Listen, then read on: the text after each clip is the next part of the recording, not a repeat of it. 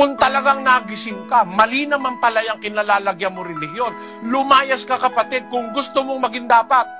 Tayo ba ay nagbubulag-bulagan o tayo ba ay nagbibingi-bingihan para huwag tayong magsuri ng relihiyon?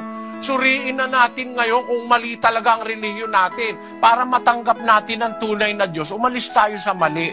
Hindi kailanman masamang umalis sa relihiyong mali, mga kapatid. Yung sinasabi sa Katoliko, ay ako dito na ako nagising eh. Mali yun.